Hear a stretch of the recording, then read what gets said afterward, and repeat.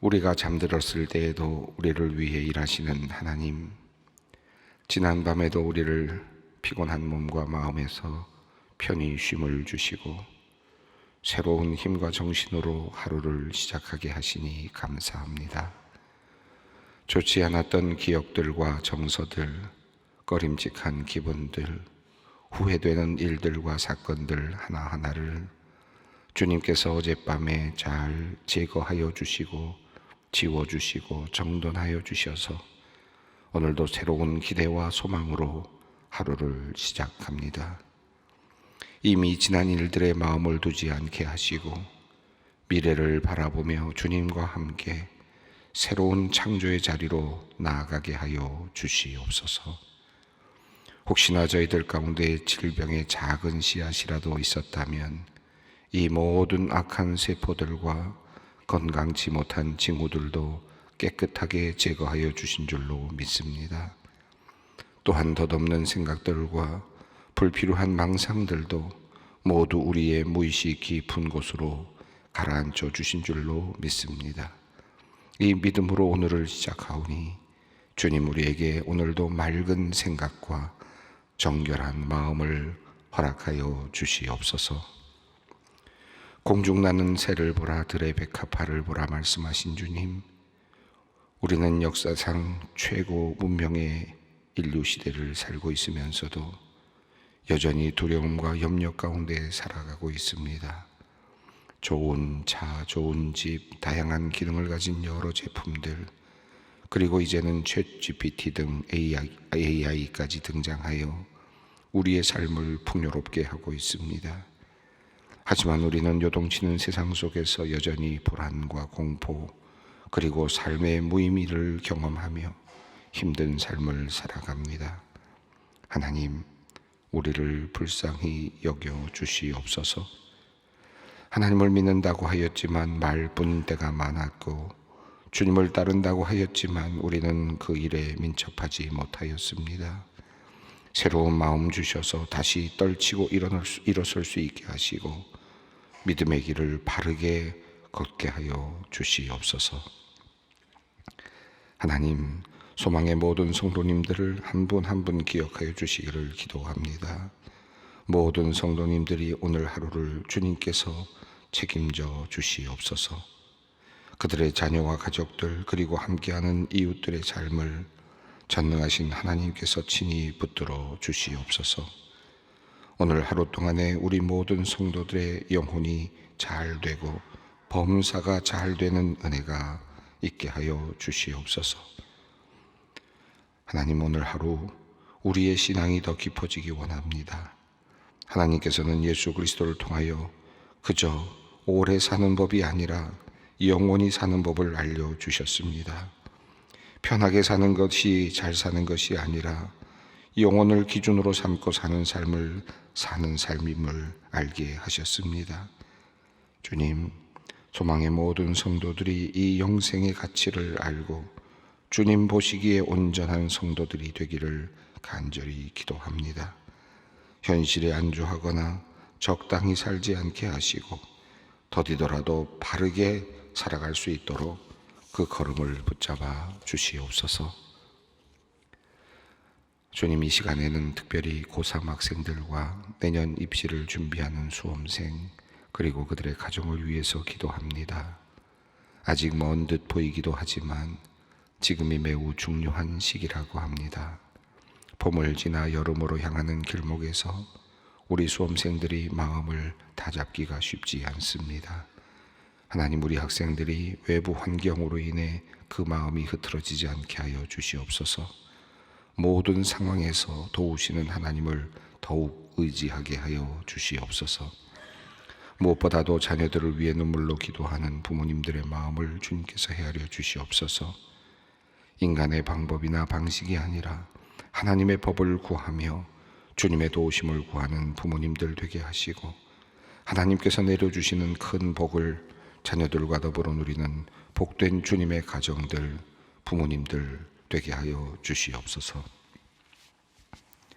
매주일 예배마다 아름다운 꽃 장식으로 많은 이들에게 기쁨을 전하며 하나님께 영광을 돌리는 우리 소망의 꽃꽂이 봉사회를 주님께서 기억하시는 줄 믿습니다.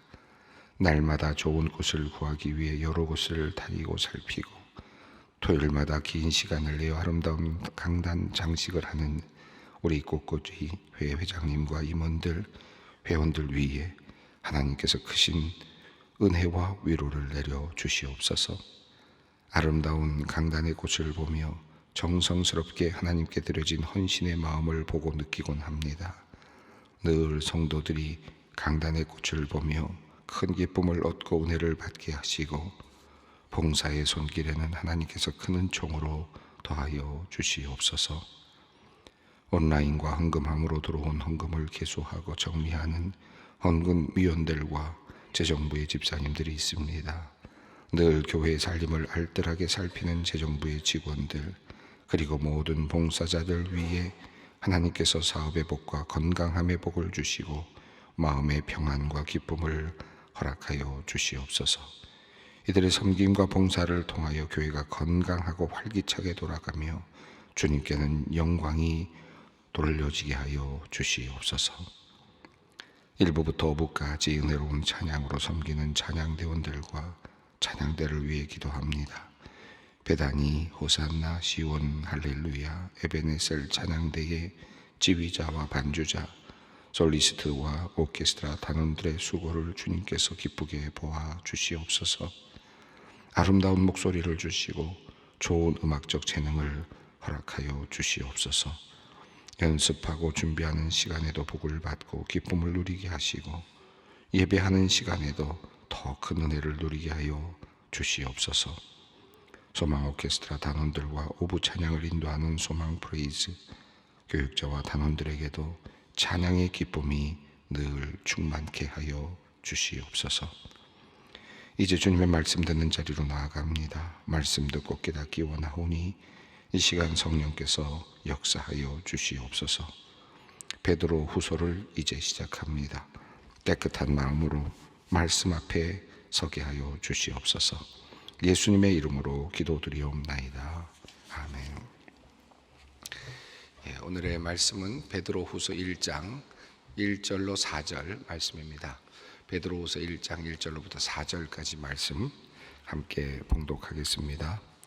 예수 그리스도의 종이며 사도인 시몬 베드로는 우리 하나님과 구주 예수 그리스도의 의를 힘입어 동일하게 보배로운 믿음을 우리와 함께 받은 자들에게 편지하노니 하나님과 우리 주 예수를 알므로 은혜와 평강이 너희에게 더욱 많을지어다.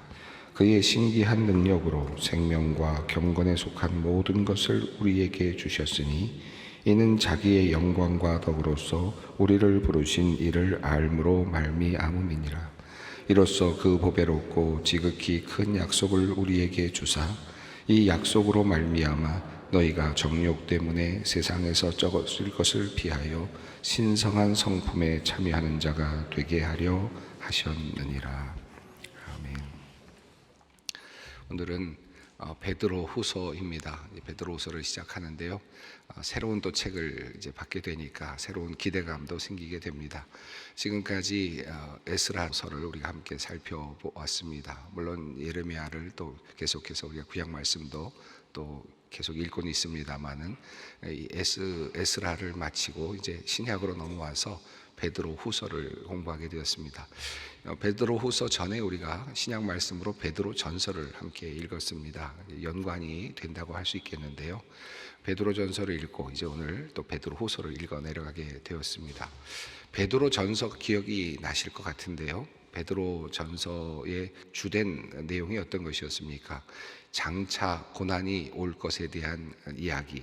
우리가 그리스도를 믿는 데에 불구하고 우리에게 고난이 오는가, 또 그 고난이 온다면 우리는 그 고난을 어떻게 생각해야 되는가, 그리고 어떻게 이겨나갈 수 있는가에 대한 이야기를 하지 않았습니까?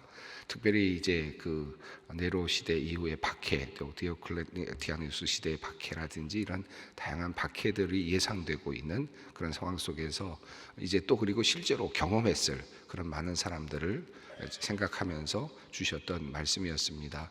이 베드로전서의 경우에는 왜 우리에게 고난, 그리스도인들에게 왜 고난이 오고 또 왜 박해를 우리가 당해야 되는가에 대한 질문이었고요. 우리는 누구인가에 대해서 질문을 던졌죠. 우리는 바로 하나님의 나라를 향해서 걸어가고 있는 나그네들이다라고 하는 그런 개념이 두드러졌습니다. 그래서 이 땅의 시간은 짧고 하나님의 나라는 영원하고 우리는 그 길을 향해서 가고 있는 순례자요 나그네와 같다라고 하는 말씀을 우리가 이 베드로전서를 통해서 읽을 수가 있었습니다. 그러면서 우리가 받는 고난의 의미는 하나님의 뜻이 이루어지는 것이다 라는 그런 내용을 우리가 읽었습니다. 하나님의 의, 하나님의 뜻이 이루어지기 위해서 우리에게도 고난을 있고 더 나아가서 예수 그리스도를 본받아서 우리도 예수 그리스도를 따라가는 것이다. 그것이 우리의 고난의 길과 연결되어 있는 것으로 그렇게 이해를 했고 또 더 나아가서 우리가 고난을 당하면서 우리의 믿음이 입증되는 것이다 라고 하는 말씀을 우리가 쭉 함께 읽어보았습니다. 자, 그러므로 이 세상에서 고난을 당하지만 우리가 다른 믿지 않는 사람들에게 빌미를 주지 않도록 우리가 엄중하게 바른 삶을 살아야 된다라고 하는 내용이 베드로전서의 주된 내용이었습니다. 아마 쭉 기억이 나실 거라고 생각하는데요. 베드로전서는 그런 의미에서 보면 참 고통당하면서 억울해하는 많은 사람들에게 위로가 되는 말씀이고, 그리고 정말 잘못 없이 고통당하는 모든 사람들에게 또 하나님께서 주시는 위로의 말씀이기도 합니다. 자, 오늘 말씀은 베드로 후서인데요. 후서는 바로 이어지는 말씀처럼 보이기보다는 적어도 조금 떨어져 있는 그런 느낌이 들기도 하는데, 이 베드로 후서는 역시 베드로가 지었다라고 생각이 되기도 하지만, 전에도 베드로 전서의 경우도 말씀을 드렸습니다마는 베드로의 이름을 가지고 후에 또 어떤 분이 이것을 또 베드로의 뜻을 따라서 구술을 했거나 아니면 구술된 것을 가지고 있다가 적었거나 아니면 후대에 적었을 가능성도 또 이야기하고 있습니다. 분명한 것은 그러나 이 말씀이 성경 말씀으로 성령의 감동으로 성경 말씀 안으로 들어와 있다라는 것이고요. 또 이 베드로서는 성경 중에서도 가장 마지막에 정경으로 채택된 책 중에 하나로 이렇게 알려져 있습니다. 자, 오늘 이 본문 말씀은 베드로후서는 그러면 어떤 이야기를 하려고 하는가? 서두에 먼저 간단히 말씀을 드리고 시작하는 것이 좋을 것 같은데, 이 베드로후서는 예수님께서 이제 곧 재림하실 것이다 라고 생각을 하고 있었던 그리스도인들에게 한 가지 문제가 생겼는데, 그것은 예수님의 재림이 생각보다 빠르지 않았던 거죠. 예수님이 곧 돌아오실 것이다 라고 생각을 하고 긴박한 그런 재림 사상을 가지고 그들이 열심을 다해서 초대교회를 이루어가면서 그렇게 살고 있었는데, 그 재림이 지연이 되는 것을 이제 경험을 하게 됩니다. 그래서 시간이 좀 지난 것으로 여겨진다라는 말씀입니다. 재림이 계속해서 지연이 되는 과정 속에서 곧 오실 주님이라고 생각했는데 왜 예수님이 안 오시는가? 라고 하는 이 질문. 그런데 하필이면 그때에 거짓 교사들이 그 베드로 초대교회에 상당히 많이 만연되어 있으면서 예수 그리스도의 심판이라든지 또는 재림이라든지 이런 것은 실제가 아니다. 도리어 우리를 어떤 끌고 가려고 하는 하나의 뭔가 그렇게 선하게 이 세상을 이끌어 가려고 하는 나름의 어떤 하나의 체계일 뿐이다. 그러니까 이것은 실제로 존재하지 않는다라고 하는 그런 가르침들이 만연해지고 있었다고 할 수 있습니다. 자, 그런 사람들 속에서 그래서 그들은 쾌락주의를 주장하고 그리스 철학에 또 영향을 받으면서 쾌락주의로 흘러가는 이와 같은 상황 속에서 그리스도의 복음이 뭔가, 그리고 우리는 지금 무엇을 믿고 있고 어디로 가고 있는가, 또 재림이 지연되고 심판이 지연되고 있다면 그 이유는 무엇일까, 이것에 대한 변증의 이야기가 베드로 후서의 내용이라고 할 수 있겠습니다.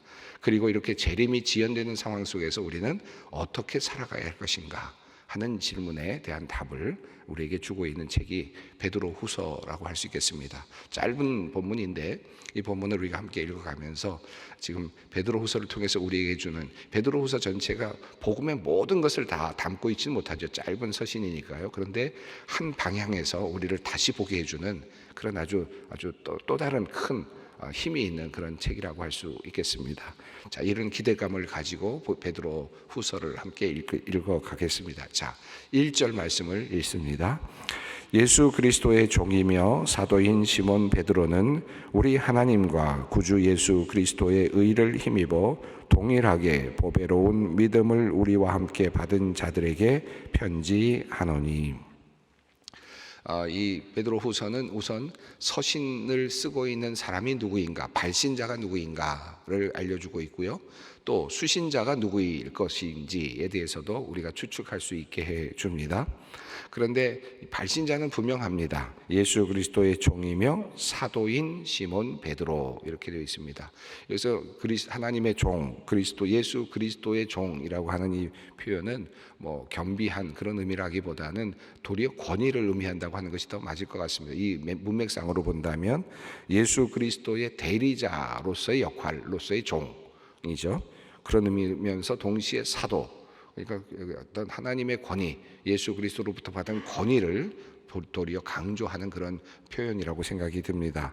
예수 그리스도의 종이며 사도인 베드로는, 시몬 베드로는, 그러니까 예수 그리스도의 권위를 가지고 예수 그리스도의 뜻을 전하기 위해서 부름을 받은, 바로 그리고 예수님을 만났던, 부활의 주님으로 만났고 또 그리고 함께 그 전에도 함께 제자로서 따라갔던 바로 그 베드로입니다. 예수님과 함께 생활했고 그의 모든 구속의 과정을 보았고 부활까지 보았던 베드로이고, 또 예수 그리스도로부터 권위를 인정받은 종인 이 베드로는, 그러니까 이 베드로라고 하는 이 말 앞에 붙어 있는 수식어가 상당한 권위와 고난을 알려주고 있다. 그러니까 믿을만하다라고 하는, 이 글은 믿을만한 글이다라고 하는 그런 의미를 앞부분에서 담았습니다.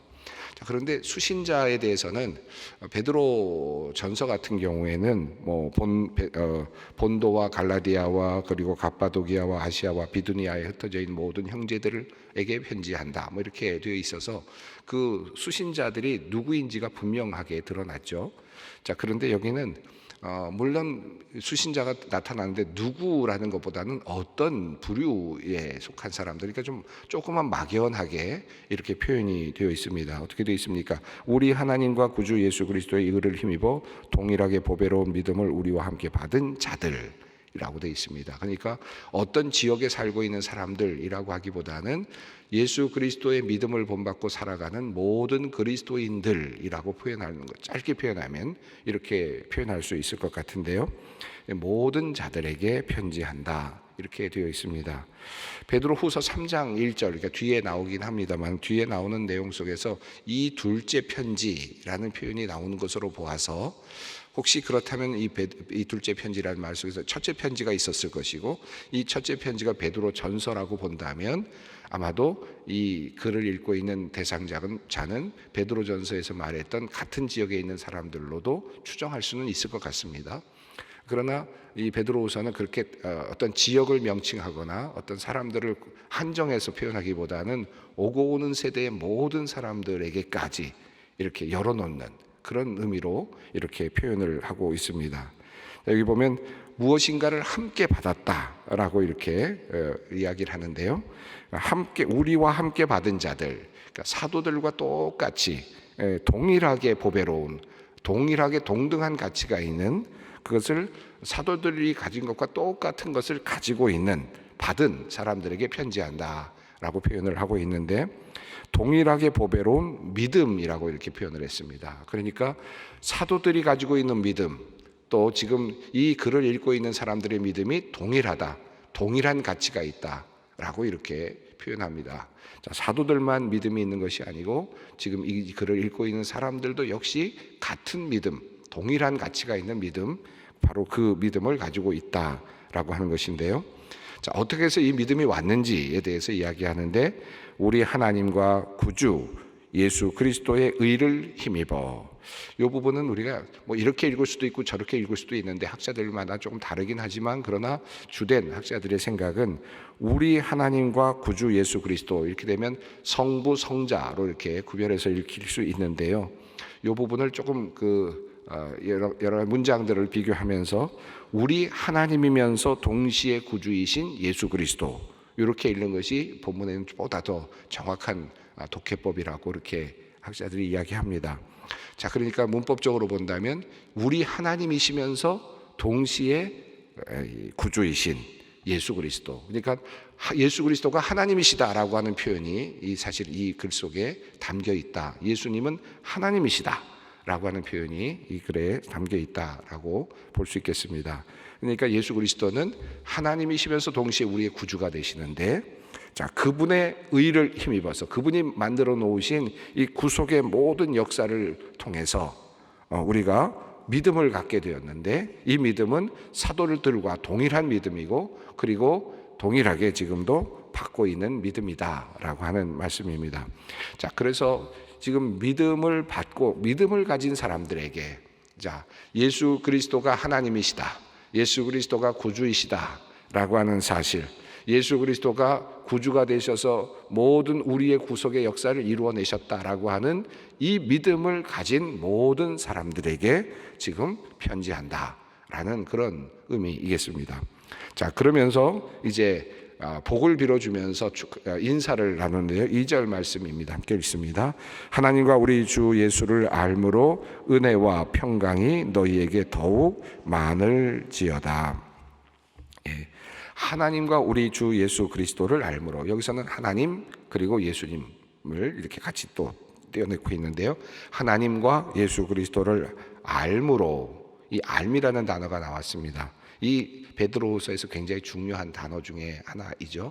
하나님에 대한 지식, 하나님에 대한 지식을 통해서 은혜와 평강이 너희에게 더욱 많을지어다, 이 표현이 되어 있습니다.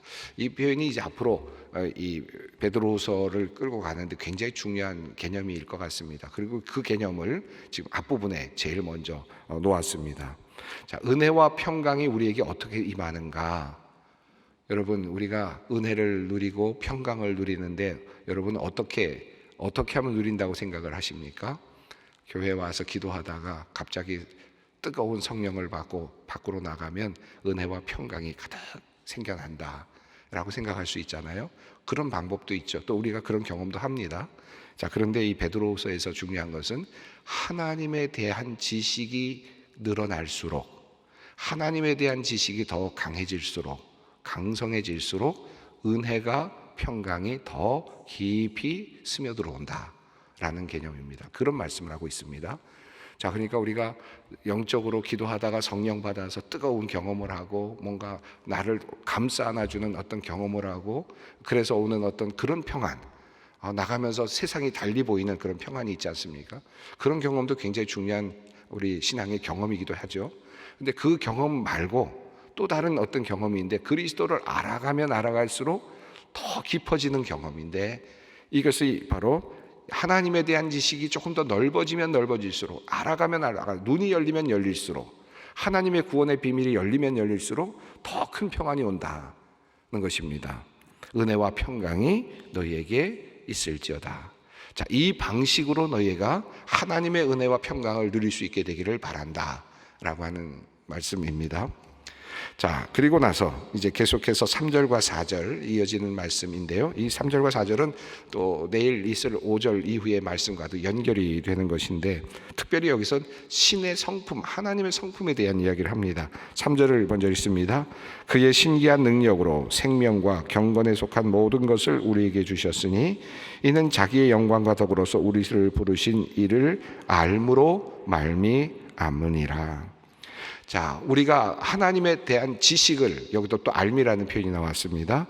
하나님께서 우리를 부르신 그분, 우리를 불러주신 그분이 누구신지를 알게 되는 것을 통해서, 그분을 알아가면 알아갈수록 어떤 것을 알게 됐냐면 내가 생명을 얻었다라는 것을 알게 되고, 그리고 내가 경건을 속에 속한 모든 것들, 다시 말하면 하나님의 마음에 드는 것들이 어떤 것들인지에 대한 것을 알게 된다.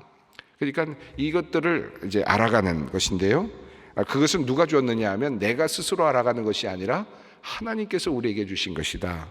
하나님의 선물이다. 그리고 그것은 하나님의 영광과 하나님의 덕으로 우리에게 주시는 은혜다라는 겁니다. 그러니까 하나님에 대한 지식은 내가 스스로 연구해서 알아가는 것이 아니라 실제로는 하나님께서 우리에게 주신 선물인데, 그런데 그것이 우리가 하나님을 알아갈수록 더 생명이 무엇인지, 내가 받은 생명이 무엇인지도 더 알게 되고, 경건에 관한 모든 것들을 더 알아가게 된다. 신비가 열리는 거죠. 이와 같은 말씀을 이어갑니다. 자, 4절 말씀입니다. 이로써 그 보배롭고 지극히 큰 약속을 우리에게 주사 이 약속으로 말미암아 너희가 정욕 때문에 세상에서 썩어질 것을 피하여 신성한 성품에 참여하는 자가 되게 하려 하셨느니라.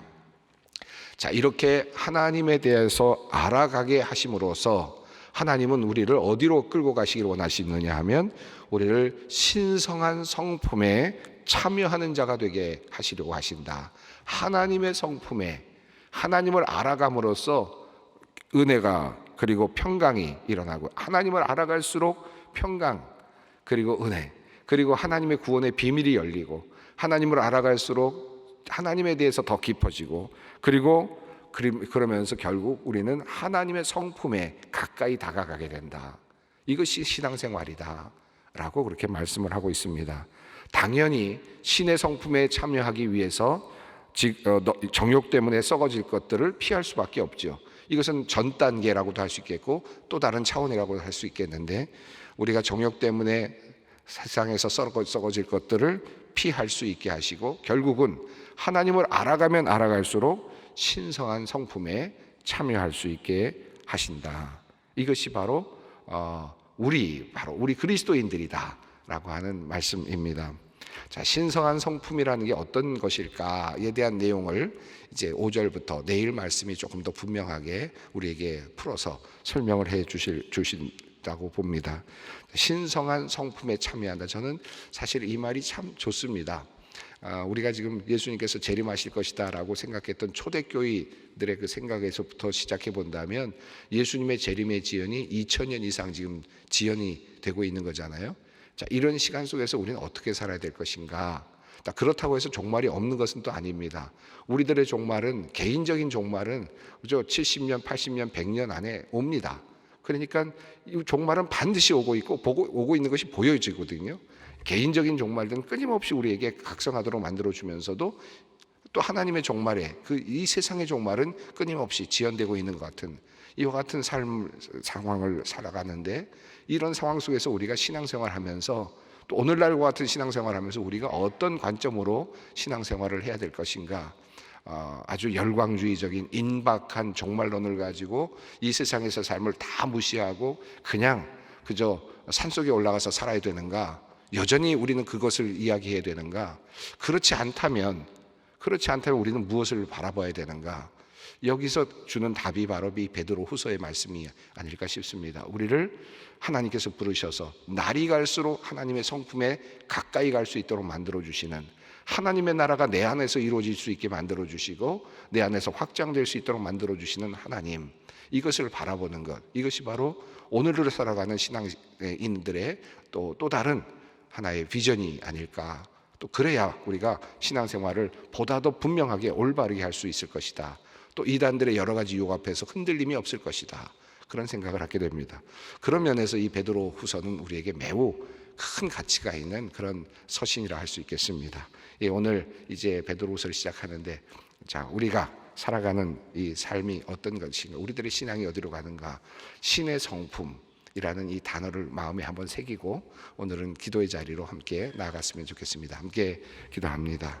하늘에 계신 우리 아버지, 아버지의 이름을 거룩하게 하시며 아버지의 나라가 오게 하시며 아버지의 뜻이 하늘에서와 같이 땅에서도 이루어지게 하소서.